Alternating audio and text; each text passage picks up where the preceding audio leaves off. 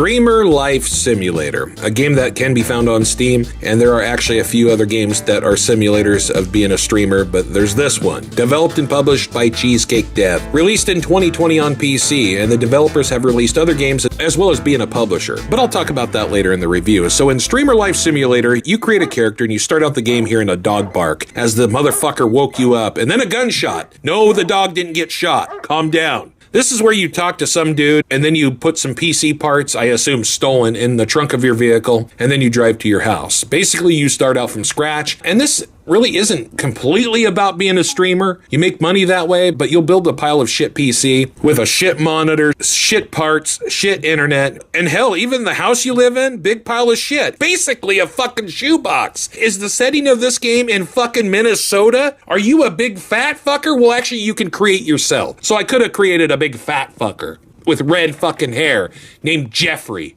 You must improve your character, buy yourself new equipment, move from the shithole neighborhood or the shoebox to a better one. With better internet, you don't want to live in this shoebox anymore. You chat with your followers, collect donations, work your job, play games, buy new games, and basically let people discover you. You can even join tournaments and win prizes. You will drive your piece of shit car to work, research the area for garbage that you could pawn, do jobs around the area, buy pets, just a fucking lot. And this is basically a life simulator, but it's the way how you want to run it. You want to be a lazy piece of fat fucking shit? Or do you want to be a successful fat piece of shit? And being a streamer thrown in.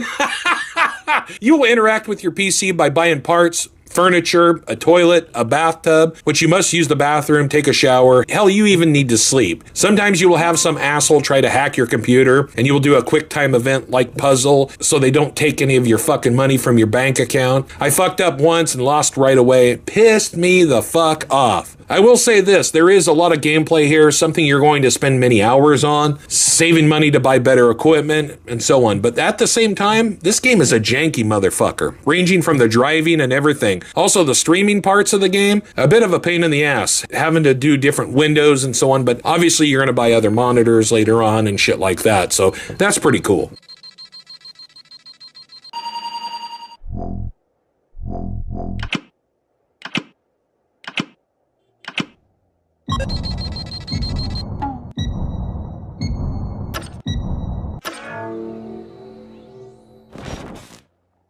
The graphics, not the greatest. Now, maybe this is what the developers were going for. Maybe they didn't want it to look really good. But goddamn, it's 2020, this game came out. And you have fog?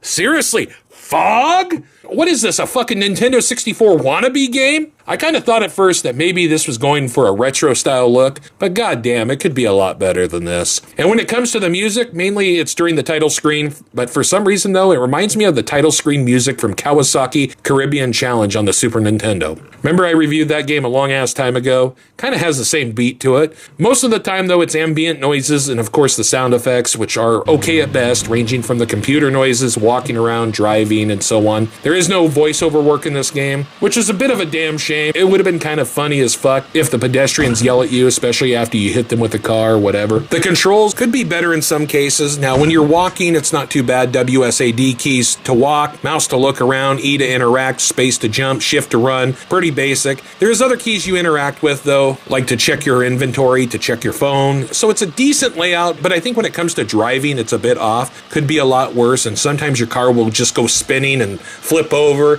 But this game is playable, so that's good at least. I just think it could be a little bit better in some cases.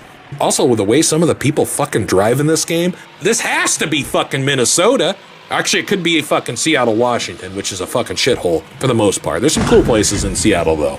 Streaming Life Simulator is pretty enjoyable. Janky, maybe a little bit on the lazy side when it comes to development, but it's enjoyable. You could do a lot of things in this game. You could stream, you could eat food, you could take a shit, you could take a shower, or you don't have to take a shit or shower. You could just be like a lot of streamers out there and just be a fucking pig. You could create your own character. You actually go and have a job and try to make money and pay bills and all that shit. So I guess with the name Streamer Life Simulator, it's a streaming simulator, but also a life simulator at the same time. The graphics aren't bad, but could be better, especially with that bullshit fucking fog. And also, I wish there was more to the area. I mean, you have a shithole area with a bunch of fucking shoeboxes around, and then you have an area of a city. There should have just been more to it. But for what it is, it's not too bad. The little bit of music at the beginning, I like it. The sound effects are fine. The controls, for the most part, it's responsive. Could be better in some aspects, though.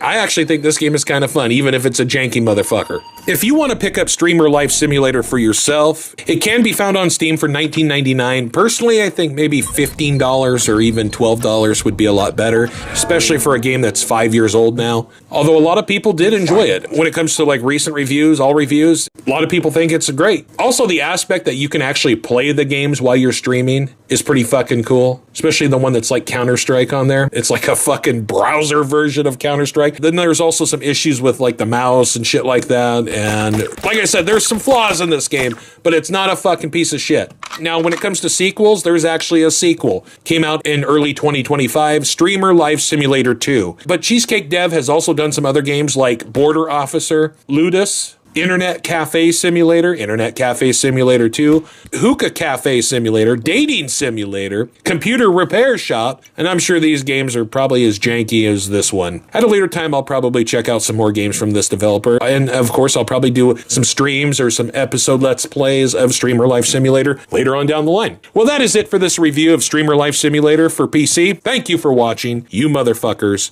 kick ass.